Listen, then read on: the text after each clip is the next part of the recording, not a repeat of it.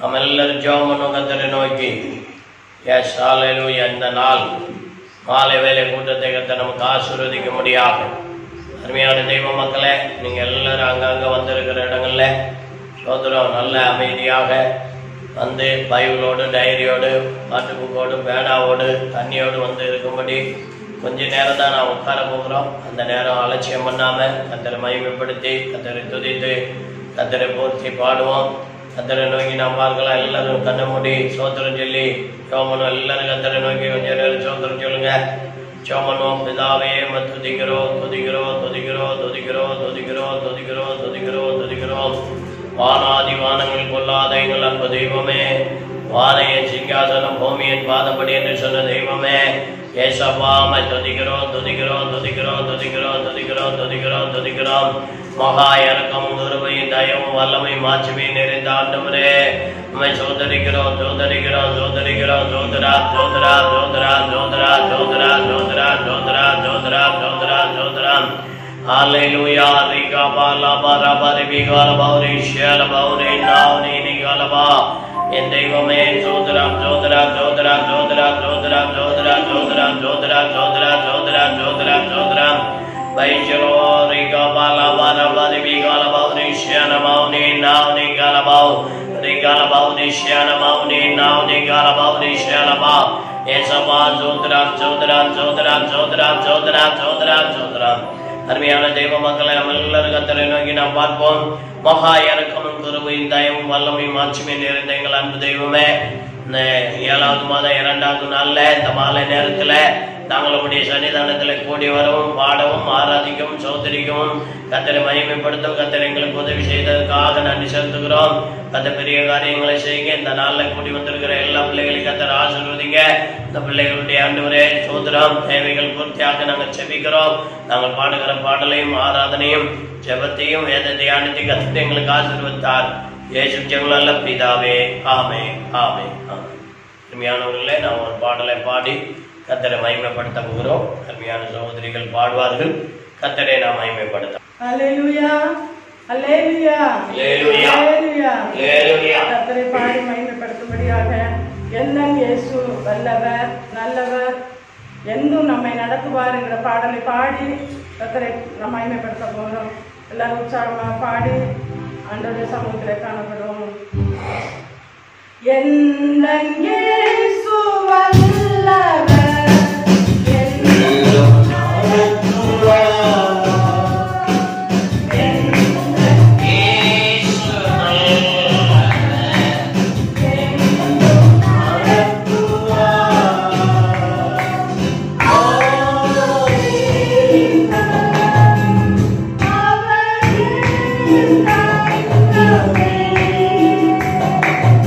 Oh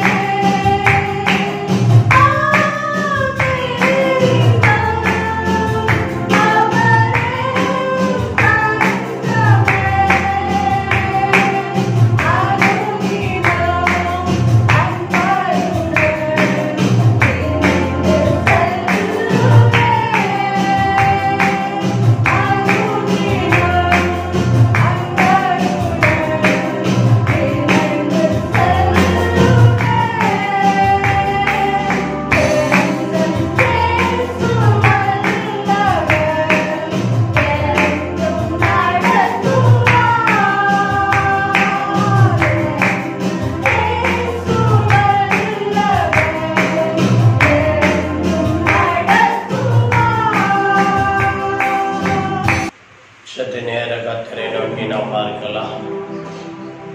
நாம் தேவாதி தேவன் நம் நடுவிலே வாசம் பண்ணி கொண்டிருக்கிறார். அருமையான தெய்வ மக்களே, கர்த்தர் மகா இரக்கம் உள்ள தேவன்.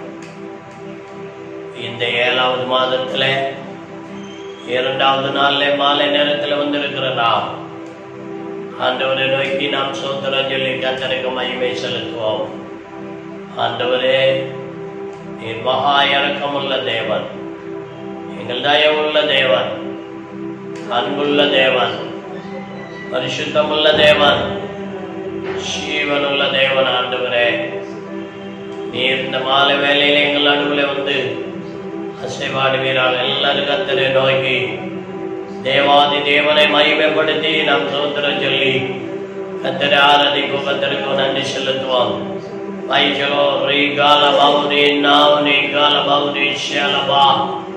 எங்கள் அன்பு தெய்வமே, எங்கள் அன்பு ராஜாவே, அப்பா, நீர் எங்கள் நடுவில் கடந்து வருவீராக. வானாதி வானங்கள் கொல்லாத தேவன், சர்வ வல்லமையுள்ள தேவன், சாவாமையின் தேவன், எங்கள் நடுவில் இறங்கி வருவீராக. அல்லேலூயா. ரீகாலபாவுரி ஷேனமாவுரி நாவுரி காலபாவுரி ஷேலபா. அல்லேலூயா. சோதராம் சோதராம் சோதராம் சோதராம் சோதராம் சோதராம் சோதராம். நாம் எல்லாரும் சேர்ந்து ஜெபிப்போம். மகா இரக்கமும் கிருபையும் தயவும் வல்லமையும் ஆட்சியும் நிறைந்த ஆண்டவரே, இந்த உலகம் முழுவதும் இந்த கொரோனா நோயினாலே அகப்பட்டு சிக்கல்பட்டு அறிகிற கத்தர் அறிகிறேன். இதில் எத்தனையோ ஊழியக்காரர்கள் விசுவாச பிள்ளைகளும் இந்த நிலைமைக்குள்ள ஆளாயிருக்கிற கத்தர் அறிகிறேன். ஆனாலும் தேவன் இம்மட்டுமாக அநேக தேவ பிள்ளைகளை நீர் பாதுகாத்து வருகிறேன். அதற்காக நாங்கள் நன்றி செலுத்துகிறோம். இந்த கொள்ளை நோய்க்கு உமக்கு பயந்தவர்களை நீர் நீங்களாக்கி விடுவிக்கிற கர்த்தர் என்பதே நாங்கள் வேதத்தில் வாசிக்கிறபடி நீர் அதன்படி செய்கிற தேவனா இருக்கிறேன். நீங்களாக்கி விடுவிக்கிறவரா இருக்கிற காய் சோதரம். உமக்கு பயப்படுகிறவர்களே நீர் ஆண்டவரே சோதரம் பாதுகாத்து நடத்துகிறேன். இதற்காக நன்றி செலுத்துகிறோம். கரத்துல தாழ்த்துகிறோம். ஆண்டவரே, இந்த மாலை நேரம் வேத தியானத்துக்காக வந்திருக்கிற எல்லா பிள்ளைகளையும் கர்த்தர் ஆசீர்வதித்து வல்லெடுத்து உம்முடைய நாமத்துக்கு மகிமை துதியும் கனமும் புகழும் செலுத்துகிற இயேசுவின் ஜெபம் நல்ல பிதாவே, ஆமென், ஆமென்.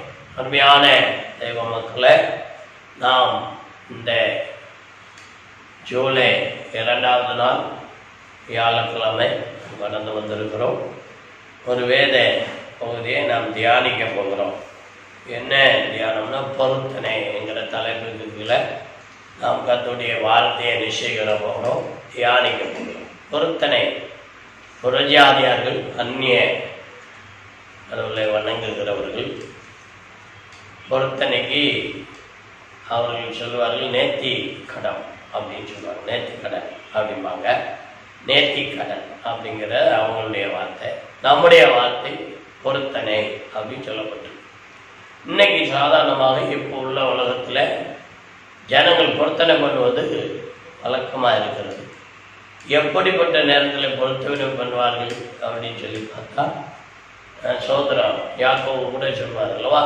யாக்கோன்னு சொல்கிறாரு, நீர் என்னை காப்பாற்றி போஷித்து எனக்கு நல்லா உணவு கொடுத்து ஆகாரம் கொடுத்து வஸ்திரம் கொடுத்து காப்பாற்றி என் வீட்டுக்கு திரும்ப கொண்டு வந்தா நான் உமக்கு வீடு கட்டுவேன். அப்படி ஒரு பொருத்தனையாக்கும். அதே போல் சில பேர் சுகமானத்தான், ஆண்டவரே எனக்கு சுகம் கிடைச்சா நான் இதை செய்வேன், ஆண்டவரே எனக்கு வேலை கிடைச்சா நான் இதை செய்வேன், ஆண்டவரே என் பிள்ளைகள் திறந்துனா இதை செய்வேன், ஆண்டவரே நான் வீடை கட்டினா இதை செய்வேன். இப்படி அநேக பேர் என்ன செய்வார்கள், பொருத்தனை பண்ணுகிறார்கள். சில பேர் பொருத்தனை பண்ணி செய்யாமல் போகிறார்கள். சில பேர் பொருத்தனை பண்ணி செய்கிறார்கள். சில பேர் அந்த பொருத்தனையை என்ன செய்வதில்லை, கண்டுகொள்ளவும் இல்லை. ஆனால் பரிசுத்த வேதம் பொருத்தனைகளை குறித்து நிறையா சொல்லியிருக்கிறது. நாம் இந்த பொருத்தனைகளை குறித்து இன்றைக்கு ஒரு சில பகுதிகளை நாம் கர்த்தருடைய சன்னிதானத்தில் வைத்து என்ன செய்ய போகிறோம், தியானிக்க போகிறோம். சோதரம் பொருத்தனை. சில பேருக்கு பிள்ளை இல்லைன்னா பொருத்தனை பண்ணுவாங்க. எனக்கு இந்த பிள்ளை கிடைச்சா நான் என்ன செய்வேன், நமக்கு ஊழியத்துக்கு கொடுப்பேன் அப்படின்னு சொல்லி பொருத்தனை பண்ணுவாங்க. ஆனால் அந்த பிள்ளைய என்ன செய்ய மாட்டாங்க, ஊழியத்துக்கும் கொடுக்க மாட்டாங்க. கிடைக்கிறது கிடைக்கும் தான்.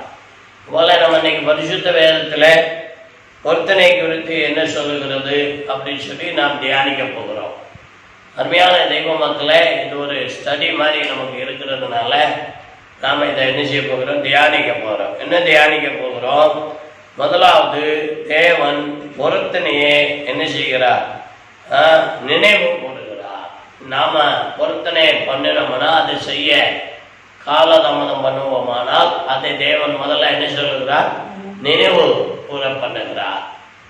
ஆதியாகமம் புத்தகம் 31ஆம் அதிகாரம் 13வது வசனத்துல வாசிக்கும் போது, ஆதியாகமம் 31:13 வாசிப்போம். நீ தூணுக்கு அபிஷேகம் செய்து எனக்கு ஒரு பொருத்தனை பண்ணின பெத்தேலிலே உனக்கு தரிசனமான தேவன் நானே. இப்போது நீ எழுந்து இந்த தேசத்தை விட்டு புறப்பட்டு எங்க போ சொல்றாரு? உன் இனத்தார் இருக்கிற தேசத்துக்கு நீ என்ன செய்? திரும்பி போ அப்படின்னு சொல்றாரு. கர்த்தர் யார்கிட்ட சொல்றாரு? யாக்கோபுட்ட சொல்றாரு. என்ன சொல்றாரு? நீ உன் இனத்தார் இடத்துக்கு என்ன செய்ப்போ? நீ இங்க இருக்கக்கூடிய இடம் அல்ல. எங்க? லாபானுடைய வீட்டிலேயோ எத்தியோப்பியாவிலையோ நீ இருக்கக்கூடிய இடம் அல்ல. நீ எங்க போ? உன் இனத்தார், உன் தகப்பன், உன் தாயார், உன் சொந்த பந்தங்கள் இருக்கிற இடத்துக்கு நீ என்ன செய்? போ. உன் சகோதரர் இருக்கிற இடத்துக்கு நீ என்ன செய்? போ. எனக்கு நீ என்ன செய்தாய்? ஒரு தூணை நிறுத்தி பொருத்தனை பண்ணியிருக்கிறாய் என்று தேவன் இரவுல யாருக்கு வெளிப்படுத்தி சொல்றாரு? யாக்கோபுக்கு சொல்லுகிறார். அப்போ நினைவு கூறுகிற தேவன். நம்ம பொருத்தனை பண்ணிட்டு மறந்து போகலாம். ஒருவேளை நம்ம அதை செய்யாமலும் போகலாம். காலதாமதங்களும் நினைக்கலாம் ஆக்கலாம். ஆனா தேவன் என்ன செய்கிறார்? அதை நினைவு கூறுகிறார். அந்த நினைவாகவே தேவன் என்ன செய்கிறார்? இருக்கிறார். வேதவகத்துல சொல்லப்பட்டிருக்கிறது, ஒரு மனிதன் பொருத்தனை பண்ணினா என்ன செய்யணும்? அந்த மனிதன் பொருத்தனை பண்ணினா, ஒரு மனிதன் பொருத்தனா அவனா பொருத்தனை பண்ண வேதம் சொல்லுவது. கட்டாயப்படுத்த கூடாது. மனப்பூர்வமாய் பொருத்தனை பண்ணணும். செகண்ட்ல முதல்ல தேவன் நினைவு கூறுகிறார். இரண்டாவது, ஒரு பொருத்தனை பண்றவங்க கட்டாயப்படுத்த கூடாது. யாரெல்லாம சொல்லி என்ன செய்யக்கூடாது? பொருத்தனை பண்ண கூடாது. மனப்பூர்வமாய் பொருத்தனை பண்ண வேண்டும். இந்த உலகத்துல நம்ம என்ன செய்யணும்? மனப்பூர்வமாய் கர்த்தருக்கு என்ன செய்யணும்? பொருத்தனை பண்ண வேண்டும் அப்படின்னு பரிசுத்த வேதம் சொல்லுகிறது. லேவியாகம புத்தகம், லேவியாகமம் 23ஆம் அதிகாரம் 37, 38 வசனத்துல வாசிக்கும் போது அங்கு சொல்லப்பட்டிருக்கிறது. என்ன சொல்லப்பட்டிருக்கிறது? மனப்பூர்வமாக தேவனுக்கு என்ன செய்யலாம்? பொருத்தனை பண்ண வேண்டும். நீங்கள் கர்த்தருடைய ஓய்வு நாட்களில்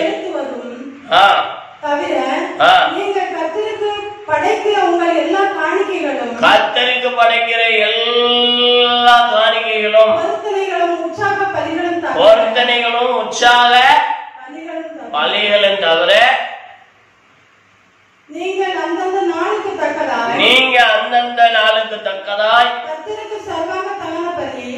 கர்த்தருக்கு சர்வாங்க தகன பலி, போஜன பலி, முதலானவைகளை செலுத்தும்படி சபை கூடி வந்து பரிசுத்தமாய் ஆசரிப்பதற்காக நீங்கள் கூற வேண்டிய கர்த்தருடைய பண்டிகைகள் இவைகளே. அல்லேலூயா, ஸ்தோத்திரம்.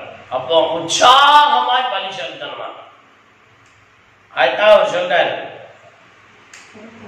37ல அவர் சொல்லும்போது பொருத்தனை எப்படி செலுத்தணும்? உற்சாகம், மனப்பூர்வமாய் தேவனுக்கு என்ன செய்யணும்? செலுத்தணும். அதான் மெயின். அதை திரும்ப ஒருக்க வாசிங்க. நீங்கள் கர்த்தருடைய ஓய்வு நாட்களில் செலுத்துவது தவிர நீங்க ஆண்டவருடைய ஓய்வு நாள்ல காணிக்கை செலுத்துற அதெல்லாம் சேர்க்க கூடாதான். ஓய்வு நாள்ல செலுத்துறீங்களா அதை தவிர அதை விட்டுரு அப்படிங்கிறார். நீங்கள் கர்த்தருக்கு படைக்கிற உங்கள் எல்லா காணிக்கைகளும், நீங்க ஆண்டவருக்கு படைக்கிற எல்லா காணிக்கையும், என்னென்ன காணிக்கை இருக்கு அத்தனை காணிக்கையும், பொருத்தனைகளும் உற்சாக பலிகளும்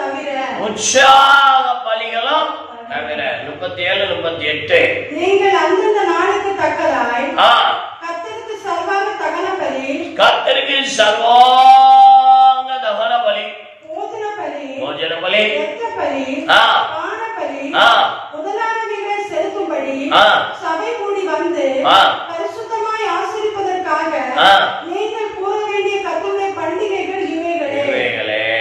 அப்ப மனப்பூர்வமா செய்யணும். என்னாகுமோ 29, 39, என்னாகுமோ 29, 39 வாசிக்கும் போது அங்க சொல்லப்பட்டிருக்கிறது. 29, 39 என்ன?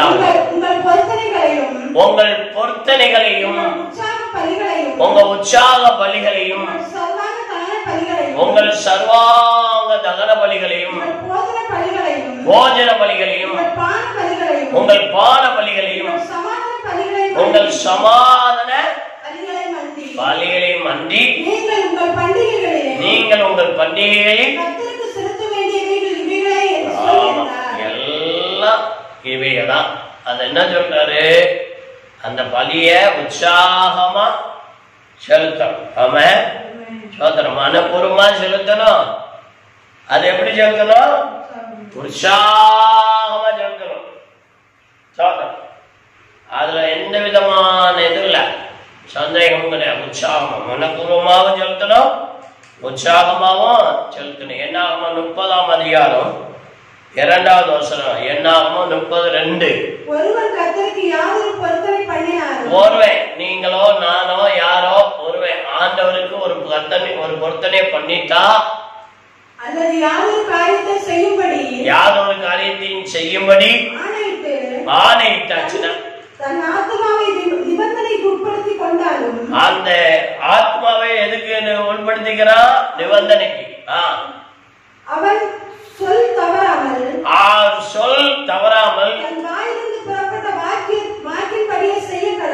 அந்த சொல்ல தவறக்கூடாது. ஒரு மனிதன் சொல் தவறக்கூடாது.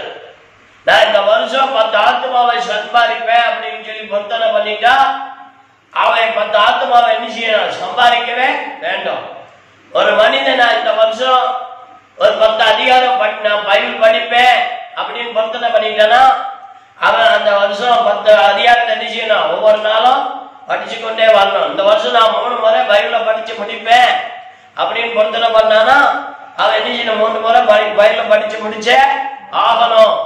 இது உற்சாகமான பலி. இது மனப்பூர்வமா தேவனுக்கு செலுத்துகிற பொருத்தனை. இந்த பொருத்தனை நாம் என்ன செய்யணும்? எந்த விதத்திலையும் சாக்கு போக்க சொல்லவே கூடாது. இப்படிப்பட்ட பொருத்தனை தேவனுக்கு நம்ம என்ன செய்யணும்? செலுத்த வேண்டும். அதனாலதான் சங்கீதத்துல சோத்திரம் 15 நம்ம வாசிக்கும் போது அங்க என்ன சொல்றாரு? நம்ம வார்த்தை எப்படி இருக்கணும்னு சொல்லப்பட்டிருக்கிறது. நம்முடைய வார்த்தை எப்படி இருக்கணும்? இப்ப அவன் வாயை திறந்து சொல்லியாச்சுன்னா அவன் கரெக்டா இருக்கணும். 15 அவன் சொல்லும் போதே சோதரா என்ன சொல்றாரு? அவன் தன் நாவினால் புறம் கூறாமலும் தன் தோழனுக்கு தீங்கு செய்யாமலும் சொல் தவறாமல் ஆகாதவன் அவன் பார்வைக்கு கீழ்ப்பானவன் கர்த்தருக்கு பயந்தவர்களையோ கனம் பண்ணுகிறான். தனக்கு நஷ்டம் வந்தாலும் தவறாது இருக்கிறான். ஆணையிட்டதில் 15ஆம் சங்கீதத்துல 4வது வசனம் என்ன சொல்லப்பட்டிருக்கு? ஆணையிட்டதில் ஒரு மனுஷன் என்ன செய்யக்கூடாது? அவனுக்கு நஷ்டம் வந்தால் அதுல என்ன செய்யக்கூடாது? தவறவே கூடாது. இதுதான் அதனுடைய முறைமை. சோத்திரம். யாக்கோபு சொல்லும் போது சொல்றாரு, யாக்கோபு என்ன சொல்றாரு? ஒரு மனிதன் சொல் தவறுவானால் அப்படின்னு சொல்றாரு. ஒரு மனிதன் என்ன செய்யக்கூடாது? சொல்ல தவறவே கூடாது அப்படின்னு சொல்றாரு. அத நம்ம கவனிக்கணும். பொருத்தனை பண்ணுவது முக்கியமல்ல. ஒரு மனிதன் என்ன செய்யக்கூடாது? 3ஆம் அதிகாரத்துல பார்க்க முடியும். ஒரு மனிதன் என்ன செய்ய முடியாது? சொல்ல தவற கூடாது அப்படின்னு சொல்லப்பட்டிருக்கு. ஒரு மனுஷன் என்ன செய்யக்கூடாது? சொல் தவறக்கூடாது. எடுத்தீங்கன்னா வாசிங்க. நாம எல்லாரும் அநேக விஷயங்களில் தவறுகிறோம். ஒருவன் சொல் தவறாதவனானால் அவன் பூரண புருஷனும் தன் சரீரம் முழுவதையும் கடிவாளத்தினாலே அடக்கிக் கொள்ளக்கூடியவனுமாய் இருக்கிறான். ஆமா, நம்ம சொல் தவறாம இருந்த பூரண புருஷன். நம்முடைய சரீரத்தை ஒரு கடிவாளம் போட்டு அடக்குன மாதிரி இன்னைக்கு அநேக சரீரத்தை கடிவாளம் போட்டு நிச்சயத்தில் அடக்குவதே இல்ல. அதனால மனப்பூர்வமா நிச்சயம் பொருத்தனை பண்ண வேண்டும். பிரசங்கி 5ஆம் அதிகாரம் 4 - 6 வரைக்கும் வாசிக்கும் போது, பிரசங்கி 5 4 - 6 வரைக்கும் வாசிக்கும் போது, நீ தேவனுக்கு ஒரு பொருத்தனை பண்ணிக்கொண்டால் நீ செலுத்த நிச்சயாதே, தாமதியாதே. தேவனுக்கு ஒரு பொருத்தனை பண்ணிட்டீங்கன்னா செலுத்த தாமதியாதே. அவர் மூடரில் பிரியப்படுவதில்லை, அவர் மூடரில் நிச்சயவதில்லை, பிரியப்படுவதில்லை. நீ நேர்ந்து கொண்டதை செய். நீ நேர்ந்து கொண்டதை செய்யாமல் போவதை பார்க்கலாம். நேர்ந்து கொள்ளாமல் இருப்பதே உன்னை கட்டாயப்படுத்தினாரா ஆண்டவரே? நீதான மனப்பூர்வமா நான் இதை செய்வேன், நான் ஜெபம் பண்ணுவேன், நான் ஆத்துமாதாயம் பண்ணுவேன், பைபிள் படிப்பேன், ஒழுங்கா தசமங்கானிக்கு கொடுப்பேன், ஒழுங்கா ஆண்டவருடைய காரியத்தை விசாரிப்பேன், ஆலயத்துக்கு போவேன், ஆலயத்தில் உள்ளதெல்லாம் துடைப்பேன், நல்ல சேர துடைப்பேன், எல்லாம் சொல்லி நீதான பொருத்தனை பண்ணிக்கொண்டாய். அப்ப அந்த பொருத்தனையில நீ எப்படி இருக்கணும்? சொல்லு தவறாத மனுஷியாக, மனுஷனாக, வாலிய பையனாக, வாலிய பிள்ளையாக இருக்கணும் அல்லவா? மனப்பூர்வமா நீ பண்ணி கொண்டதில்லை, நீ என்ன செய்யணும்? உறுதியா இருக்க வேண்டும். 3வது பாயிண்ட், பொருத்தனை மீறக்கூடாது. முதல்ல பார்த்தோம், பொருத்தனை தேவன் என்ன செய்கிறார்? நினைவு கூறுகிறார். சோதரம். 2வது பார்த்தோம், மனப்பூர்வமா என்ன செய்ய வேண்டும்? செய்ய வேண்டும். பொருத்தனை மனப்பூர்வம் செய்யணும். 3வது, பொருத்தனை மீற கூடாது. லேவியராகமம் 5ஆம் அதிகாரம் 4 - 13 வரைக்கும், அது ஒரு சில வசனங்களை, குறிப்பிட்ட வசனங்களை வாசிப்போம். பொருத்தனை என்ன செய்யக்கூடாது? மீற கூடாது. வாசிப்போம். மனுஷன் பதறி ஆணையிடும் எந்த காரியத்திலானாலும் தீமை செய்கிறதற்காவது நன்மை செய்கிறதற்காவது தன் மனம் அறியாமல் தன் உதடுகளினால் பதறி ஆணையிட்டு பின்பு அவன் அதை அறிந்து கொண்டால் அதை குறித்து குற்றமுள்ளவன் ஆவான். நல்லா புரிஞ்சுக்கோ. நீ மனம் பதறி என்ன செய்யக்கூடாது? ஆணையிட கூடாது. பொருத்தனை என்ன செய்யக்கூடாது? மீற கூடாது அப்படின்னு இந்த பைபிள்ல லேவியராகமம் 5ஆம் அதிகாரம் 4 - 13 வரைக்கும் வாசிக்கும் போது என்ன செய்யப்பட்டிருக்கு? சொல்லப்பட்டிருக்கு. அதுல ஒரு குறிப்பிட்ட வசனங்களை நம்ம வாசிக்கும் போதுதான் அவர் சொல்ற, நீ மனம் பதறி அணையக்கூடாது, ஆனே இடக்கூடாதே அப்படின்னு. அதுல இன்னும் ஒரு சில வசனங்களை பார்ப்போம். இப்படிப்பட்டவைகள் ஒன்றில் ஒருவன் குற்றமுள்ளவன் ஆகும்போது அவன் தான் செய்தது பாவம் என்று அறிக்கையிட்டு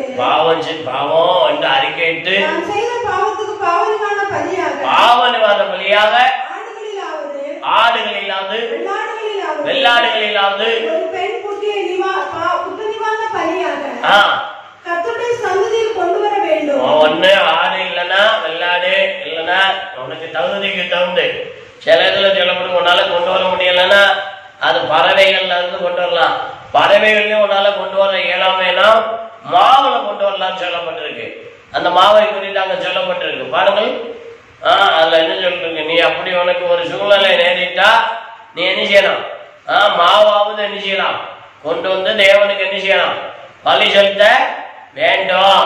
சோதரம் 2 காட்டு புறாக்களையாவது 2 காட்டு புறாக்களையாவது 2 புறா புறா குஞ்சுகளையாவது கொண்டு வர அவனுக்கு சக்தி இல்லாத அவனுக்கு அதுக்குரிய சக்தி, அதுக்குரிய திறமை, அதுக்குரிய தகுதி இல்லாமல் இருந்தால் பாவம் செய்தவன் பாவ நிவாரணத்துக்காக ஒரு எப்ப அளவான மெல்லிய மாவு கொண்டு வருவோம். வீட்டுல இருக்கும் பத்தியா, அதை கொண்டு வந்து 10 ஒரு பங்கை தன் காணிக்கையாக கொண்டு வருவானாக.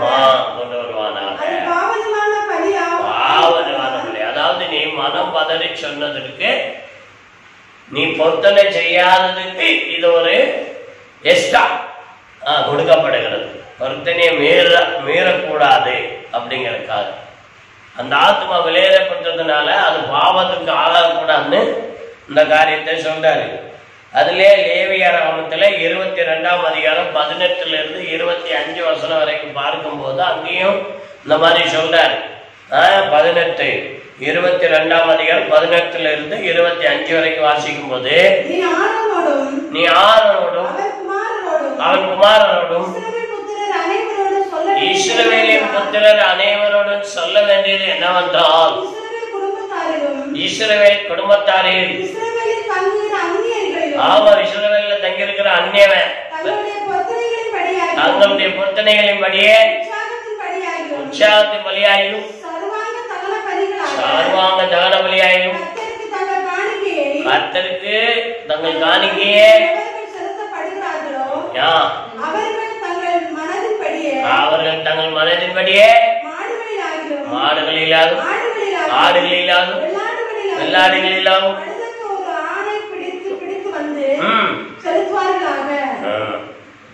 இது நம்ம செலுத்தம். ஆனா வேதம் என்ன சொல்லுகிறது, எப்படிப்பட்ட காணிக்கையை செலுத்தணும் அப்படின்னு சொல்லப்பட்டிருக்கு. எதை செலுத்தக்கூடாது, எதை செலுத்தணும் அப்படின்னு சொல்லப்பட்டிருக்கு. என்னாகும் புத்தகம் 15ஆம் அதிகாரம், என்னாகும் 15 2 இருந்து 16 வரைக்கும் வாசிக்கும் போது நீங்க அங்க பார்க்கணும். அங்க சொல்றாரு, கர்த்தர் சொல்றாரு எதை செலுத்தணும் எதை செலுத்தக்கூடாதுன்னு இருக்கும். நீ அந்த சபை மக்களுக்கு சொல்ல வேண்டியது என்னவென்றால், நீங்கள் குடியிருக்கும்படி நான் உங்களுக்கு கொடுக்கும் தேசத்திலே நீங்க போய் சேர்ந்த பின்பு விசேஷித்த பொருத்தனையாவது உற்சாக பலியாவது நீங்க பண்டிகையில கொண்டு வந்து செலுத்துகிற பரிகாரத்தின் நாள்ல நீ மாடானாலும் சரி ஆடானாலும் சரி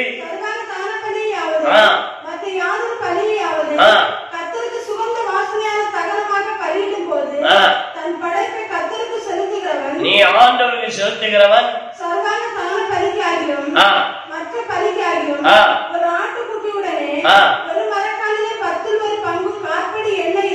எண்ணெயும் கொண்டு வரணும், மாவையும் கொண்டு வரணும், எண்ணெய் கொண்டு வரணும், மாவு கொண்டு வரணும், ஆடு கொண்டு வரணும், இதெல்லாம் கொண்டு வரணும் அப்படின்னு என்ன செய்யறாரு சொல்லி இருக்கிறார். புரிஞ்சா? பொருத்தனை பண்ண சும்மா சாதாரண பொருத்தனை அல்ல, இதெல்லாம் சேர்த்து என்ன செய்யணும் கொண்டு வரணும். சாப்பாடு போடுறையா, நான் விவிஹெச்க்கு சாப்பாடு போடுறேன் அப்படின்னு மட்டும் சொன்னா போதாது. வெறும் சோறு மட்டும் போட முடியுமா? சோறு போடணும், அதுக்கு குழம்பு கொடுக்கணும், அதுக்கு கூட்டு கொடுக்கணும், பொரியல் கொடுக்கணும், முடிந்தா நம்ம சாம்பார் கொடுக்குறோமோ சிக்கனை கொடுக்கணும், முடிந்தா என்ன பாயாசம் கொடுக்கணும், அப்புறம் பப்படம் கொடுக்கணும், இதெல்லாம் கொடுக்கணும். சாப்பாட்டு உணவுல நமக்கு தகுந்து என்ன செய்யணும் கொடுக்கணும். பொருத்தனை எடுக்கும் போது தேவனுக்கு முன்பாக என்ன செய்யணும், உண்மையான பொருத்தனையா என்ன செய்யணும் செலுத்தணும். ஏதோ ஒருவங்க நல்லா செய்யறவங்களையும் நீ கூட வந்து கெடுத்துட்டு நான் பொருத்தனை பண்ணியிருக்கேன் நான் செய்யறேன் அப்படின்னு சொல்லிட்டு என்ன செய்யக்கூடாது, ஏதோ அரையும் குறையுமா போடக்கூடாது. ஒன்ன காட்டிலும் மேன்மையா பொருத்தனை பண்ணி செய்யக்கூடியவங்க எல்லாம் இருப்பாங்க. அதை தடுக்கிறதுக்கு நம்ம என்ன செய்யக்கூடாது, கூட வர கூடாது. ஆனா இங்க சொல்றாரு என்னாகும் 30ஆம் அதிகாரத்துல நீங்க வாசித்தீங்கன்னா, என்னாகும் 30 2 இருந்து 16 வரைக்கும் வாசித்தீங்கன்னா அங்கேயும் சில காரியங்கள் சொல்லப்பட்டிருக்கு. வாசிப்போம். நீங்க ஒரு பொருத்தனை பண்ணிட்டா, ஆமா எதையாவது ஒரு காரியத்தை செய்யும்படி ஆணையிட்டா, அந்த ஆத்மாவை நிபந்தனைக்கு உட்படுத்தி கொண்டால் சொல்லு தவறாம வார்த்தையின்படி என்ன செய்யணும். எங்களுக்கு ஒரு அம்மா வந்தாங்க, என் மகளுக்கு டீச்சர் ட்ரைனிங் கிடைச்சி பேஸ் மட்டும் கட்டி தந்துடுவோம் சர்ச்சுக்கு அப்படின்னு சொன்னாங்க. பொறுத்தனை என்ன சொன்னாங்க, டீச்சர் ட்ரைனிங் கிடைச்சிச்சுன்னா நாங்கள் என்ன செஞ்சிருவோம், சர்ச்சுக்கே பேஸ் மட்டும் கட்டி தந்துடுவோம். டீச்சர் ட்ரைனிங்கும் கிடைச்சிச்சு, 2 வருஷம் படிக்கவும் செஞ்சா.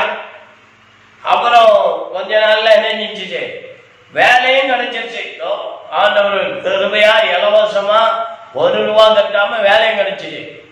ஆனா அவளுக்கு டீச்சர் ட்ரைனிங் கிடைச்ச நாள்ல இருந்து இதுவரைக்கும் என்ன செய்யல, அந்த பொருத்தனை நிறைவேற்றவில்லை. அவள் அந்த பொருத்தனை நிறைவேற்றாதனால அவளுக்கு என்ன தீமை விளைந்தது அப்படின்னா, அது அவங்க குடும்பத்துல யாரும் இன்ன வரைக்கும் உணரல. அவளுக்கு இன்று வரைக்கும் அந்த பொருத்தனை பண்ணி கொண்டதுல அது சரியா செய்யாதனால இன்று வரைக்கும் அவளுக்கு கர்ப்பத்தின் கனி என்ன செய்யப்படல, திறக்கப்படவே இல்லை, அடைக்கப்பட்ட வண்ணமா இருக்கிறது. அப்ப அந்த பொருத்தனையே ஜனங்கள் என்ன செய்து வரார்கள், அவர்கள் மறந்து போனார்கள். அதனால் அருமையான தெய்வ மக்களே, நம்முடைய வாழ்க்கையில தேவனுக்கு வாயை திறந்து எதை பொருத்தனையா நம்ம சொல்லிட்டோமோ அதை என்ன செய்யக்கூடாது, மறந்து போக கூடாது, நினைவு கூறுகிற கர்த்தர். அதனாலதான் அவர் சொல்றாரு இந்த வசனத்துல 2ல என்ன சொல்றாரு, நீ வாயை திறந்து சொல்லிட்டீன்னா அதை என்ன செய்யணும் அப்படின்னு சொல்றாரு. அதான் அவங்க வாசிக்கிறோம். நீங்க அதை தொடர்ந்து வாசித்தீங்கன்னா அது தெரியும் ஒரு சில காரியங்களை. தன் வாயிலிருந்து புறப்பட்ட வார்த்தையின்படியெல்லாம் செய்யணும் அப்படின்னு சொல்றாரு. சரியா, பொருத்தனையை மீற கூடாது. உபாகமம் 23ஆம் அதிகாரம், உபாகமம் 23 சோதரம் 18ல இருந்து 22 வசனம் வரைக்கும் அங்க பார்க்கும்போது அங்க சொல்லப்பட்டிருக்கு, என்ன சொல்லப்பட்டிருக்கு,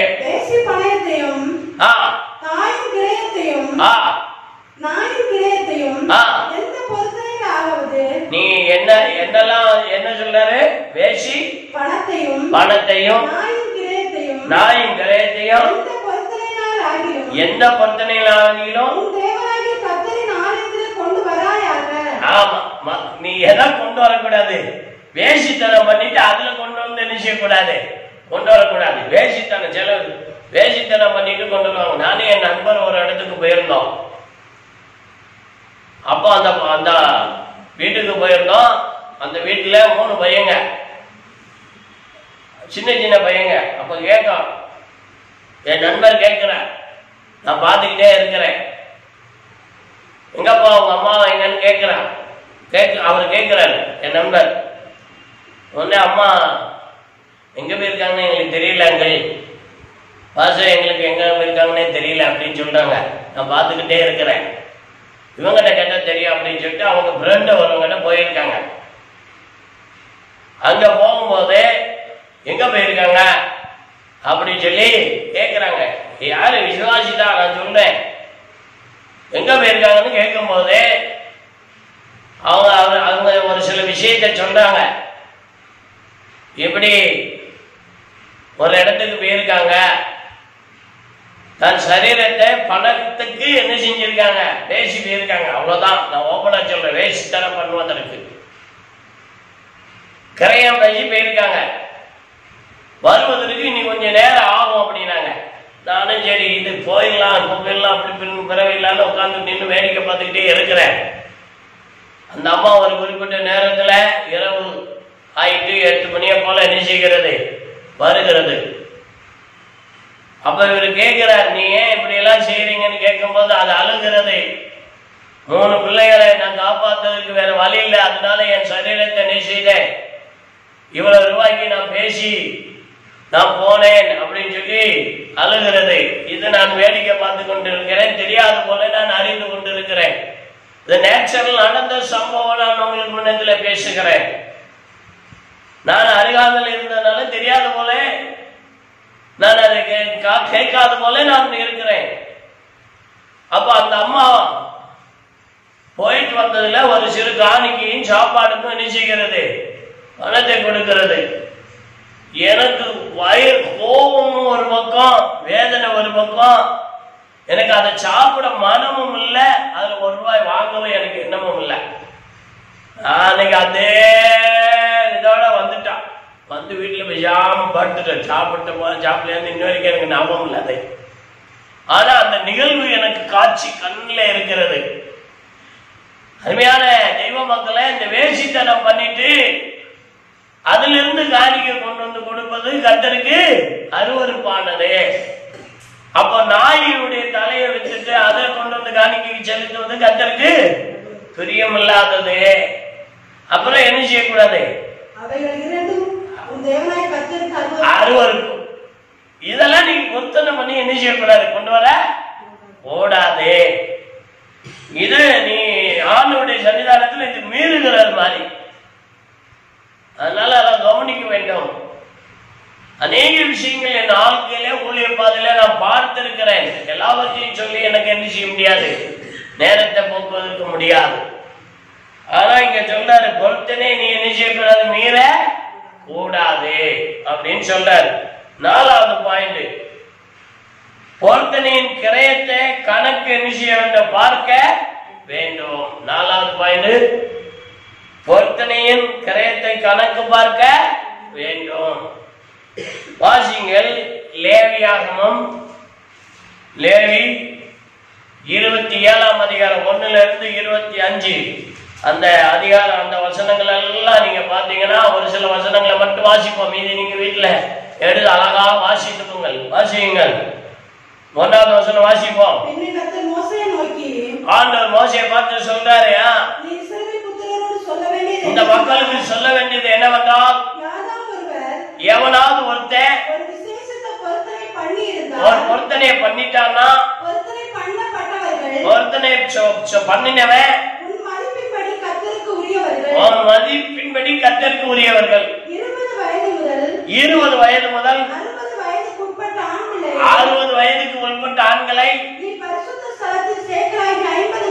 பரிசுத்த சேக்கலின் கணக்கின்படி வெள்ளியாகிய 50 வெள்ளி சேக்கல் என்ன செய்யணும், கொடுக்கணும். அது ஒரு பொருத்தனை. அதுக்கு கீழே ஒண்ணு, பொம்பளை பிள்ளைகளுக்கு 30 சேக்கல். அதுக்கு கீழே வயசு உள்ளவங்க 5 வயது முதல் 20 வயதுக்கு உட்பட்டவர்கள் 20 சேக்கல். 5 வயதுல இருந்து 20 வயது வரைக்கும். 20 வயதுல இருந்து 60 வயது உள்ளவங்களுக்கு எத்தனை, 50 சேக்கல்.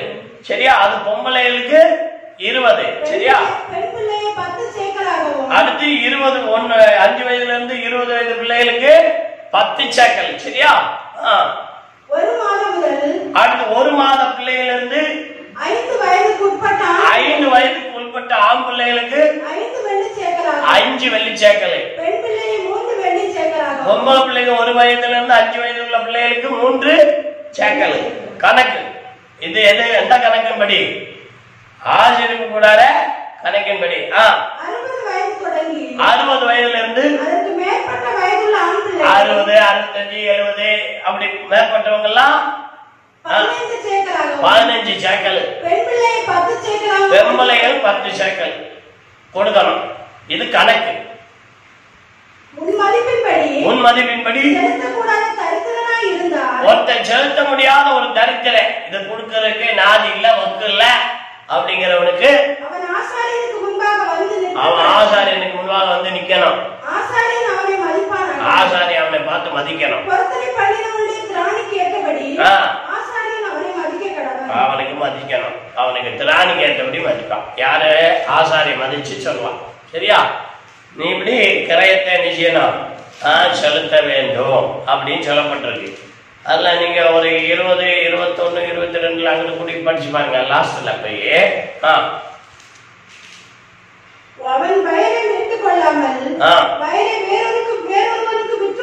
வயலை நியமித்தவை வேறவனுக்கு விட்டு போட்டா அது திரும்ப மீட்கப்படாம யூலி வருஷத்துலதான் அதை மீட்கணும். இது நீங்க நிறைய இருக்கு, இதுல டீட்டெயில் நிறைய இருக்கு. நீங்க வீட்டுல உட்காந்து பொறுமையா படிச்சு எனக்கு நீங்க என்ன செய்யலாம், பதில் சொல்லலாம். ரொம்ப நல்லது. ஆமா, யூலி வருஷத்துல மீட்கணும் அப்படின்னு சொல்லப்பட்டிருக்கு. அது வீடானாலும் சரி, அந்த வயலானாலும் சரி, சோதரம் அப்படி காடுகளானாலும் சரி, எதுவானாலும் சரி, அது ஒரு நிபந்தனை இருக்கிறது. அது யூலி வருஷத்துலதான் மீட்க முடியும். அது அவன் சொந்தக்காரன் தான் என்ன செய்யணும், வீட்டுக்குள்ள கணவன் அப்படின்னு சொல்லப்பட்டிருக்கு. அடுத்தவனுக்கு என்ன செய்யக்கூடாது, கொடுக்க கூடாது என்று சொல்லப்பட்டிருக்கிறது. சரி, இது பொருத்தனை கிரைய பொருத்தனை கணக்கு பார்க்க வேண்டும். சரியா, பொருத்தனை பண்ணியாச்சுன்னா அதை என்ன செய்யணும், கணக்கு பார்த்து கொடுக்க வேண்டும். அடுத்து அவசரப்பட்டு என்ன செய்யக்கூடாது, பொருத்தனை செய்ய கூடாது. என்ன செய்யக்கூடாது, அவசரப்பட்டு பொருத்தனை செய்யக்கூடாது. இந்த தலைப்பு யாரு அவசரப்பட்டு பொருத்தனை செய்தா, எப்தா. ஃபர்ஸ்ட் அவசரப்பட்டு பொருத்தனை செய்த யாரு, எப்தா. நியாயாதிபதிகள் புத்தகம் 11ஆம் அதிகாரம் 29ல இருந்து 40 வரைக்கும் நீங்க வீட்டுல உட்காந்து பொறுமையா படிங்க. அங்க என்ன சொல்லப்பட்டிருக்கு, எப்தா அவசரப்பட்டு ஒரு யுத்தத்துக்கு போகிறான்.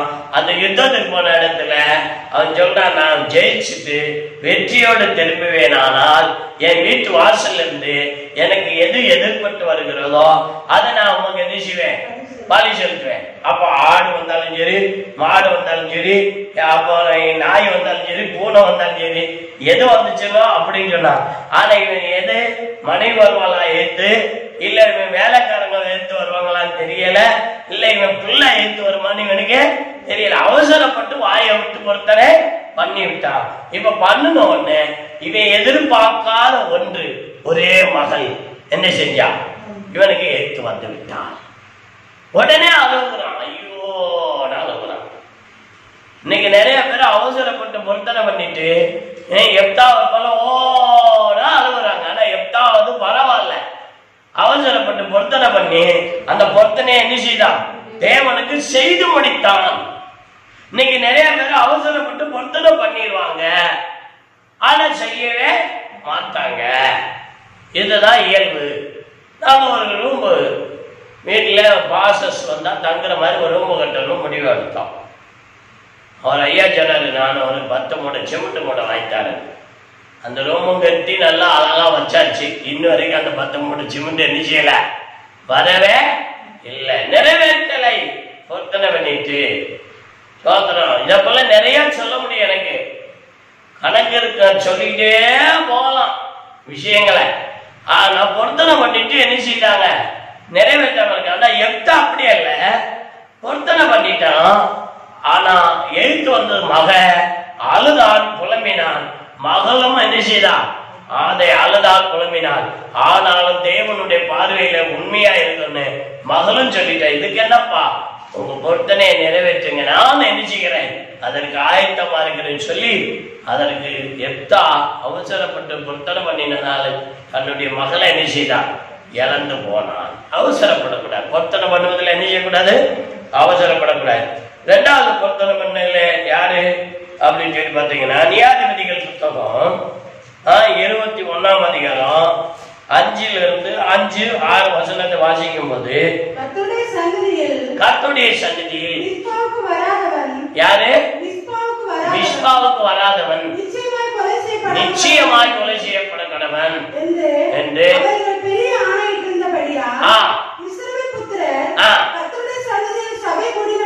எல்லாரும் இஸ்ரவேல் புத்திரர் எல்லாரும் கூடிட்டாங்க.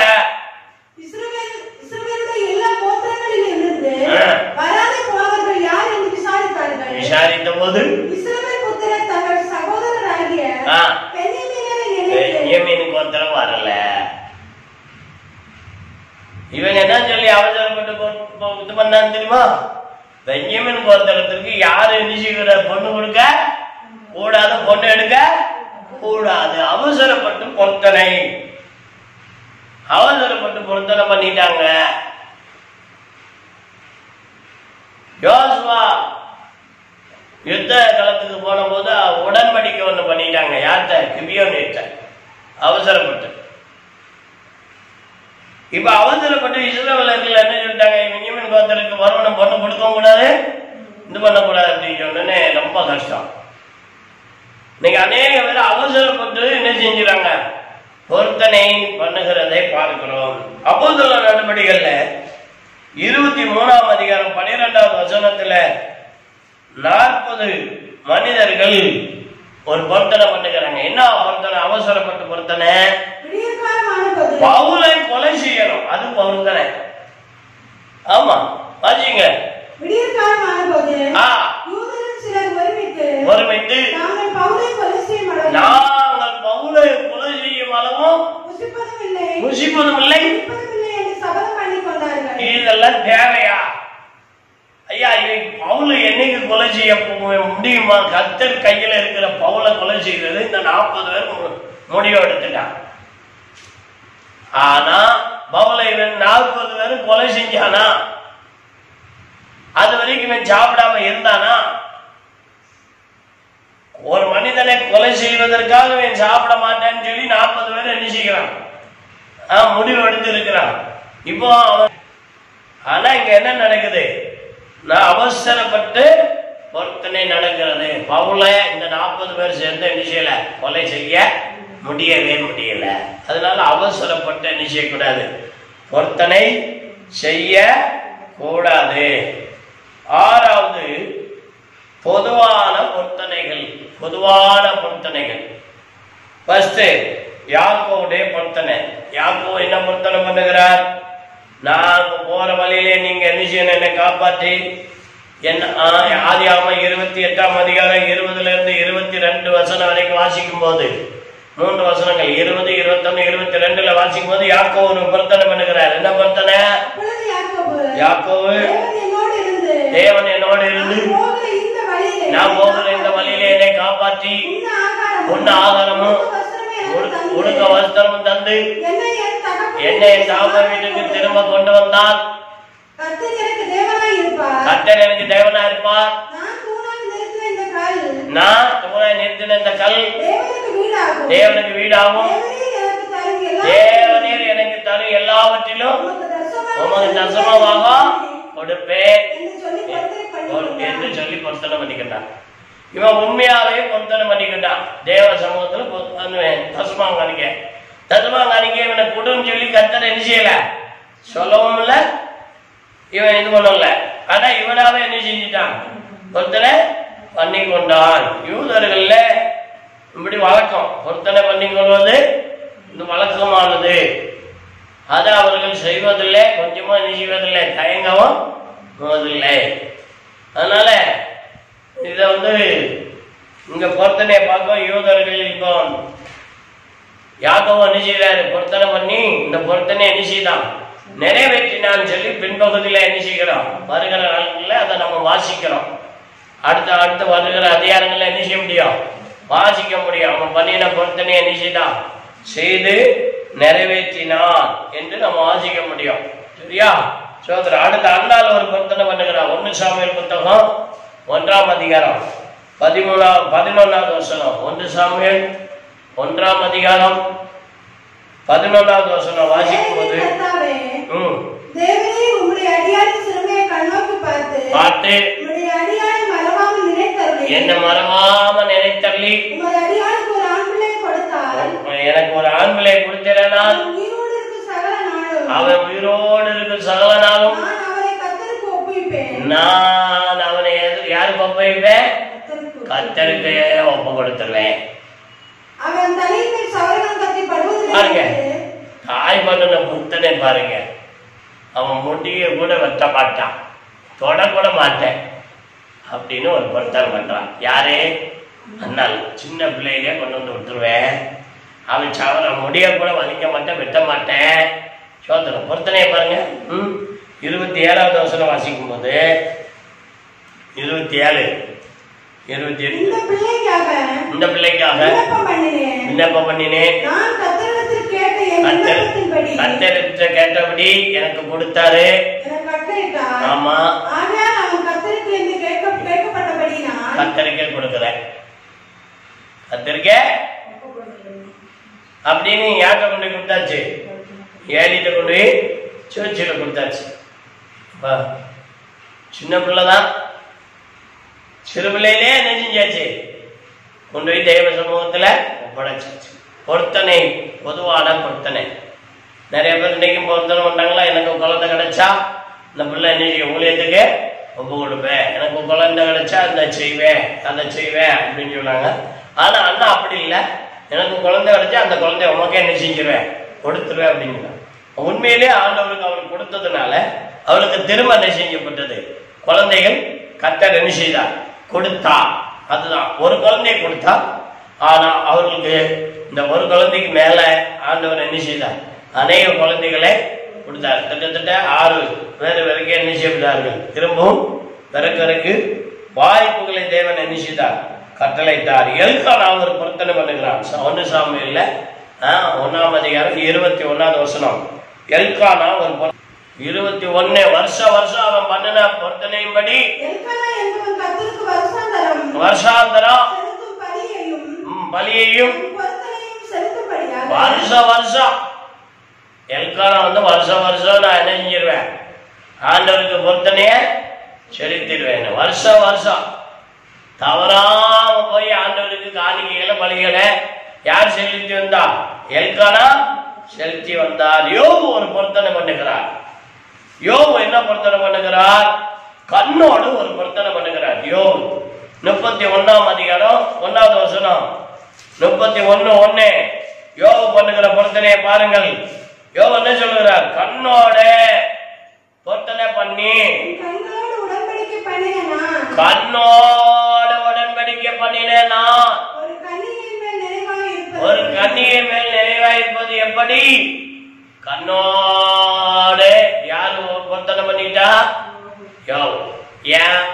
பிள்ளைய போயிடுச்சு, மனைவி போயிட்டா, இப்போ கண்ணோட ஒரு பொருத்தனை பண்ணியிருக்காரு. நான் இனி என்ன செய்ய மாட்டேன், கன்னிகைகளை திரும்பி பார்க்க மாட்டேன் அப்படின்னு ஒரு பொருத்தனை. இன்னைக்கு அநேக பேர் கண்ணோட பொருத்தனை பண்ணிட்டு அந்த கண்ணை வச்சு இன்னைக்கு எத்தனை பாவம், எத்தனை அநியாயம், எத்தனை அக்கிரமம், எத்தனை மீறுதல், இதெல்லாம் எவ்வளோ பெரிய பாவம், எவ்வளோ பெரிய பாவம். இன்னைக்கு இந்த பாவத்தெல்லாம் நம்ம என்ன செய்கிறோம் அல்லவா? கண்ணோடு நீங்க என்ன பொருத்தனை பண்ணியிருக்கீங்களோ அந்த பொருத்தனையில நீங்க தெளிவா இருக்கணும். இந்த விளக்குறதுக்கு எனக்கு நேரமும் சமயம் போதாது நமக்கு. ஆனா கண்ணோடு நம்ம என்ன செய்யணும்? பொருத்தனை பண்ணினவங்க அதுல இருந்து என்ன செய்யக்கூடாது? தவறு செய்ய கூடாது. தாவீது ஒரு பொருத்தனை பண்ணுகிறான். சங்கீதம் 132ல சங்கீதம் 132 2வது வசனத்துல தாவீது ஒரு பொருத்தனை பண்ணுகிறார். என்ன பொருத்தனை?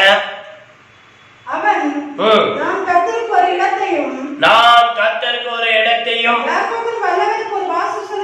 யாக்கோபின் வல்லவருக்கு ஒரு வாசஸ்தலத்தையும் காண மட்டும் என் வீடாகிய கூடாரத்தில் பிரவேசிப்பதும் இல்லை, என் படுக்கையாகிய கட்டிலின் மேல என்ன செய்வதில் ஏறுவதும் இல்லை. தாவீதுக்கு தேவனுடைய ஆலயத்து மேல, தேவன் மேல மிக வைராக்கியமா இருந்ததுனால ஒரு பொருத்தனை பண்ணி கொண்டு அதுல முந்தையா இருந்து அதற்காக என்ன செய்தார்? எல்லாவற்றையும் சமரித்து சேர்த்து வைத்தார் என்று என்ன செய்கிறது? வேதத்துல வாசிக்கிறோம். அந்த ஆலயம் கட்டுவதற்காக ரொம்ப மிகுதியாய் பிரயாசப்பட்டார். ஆனால் முடியவில்லை. தேவன் சாலமோனை வைத்துதான் என்ன செய்வேன்?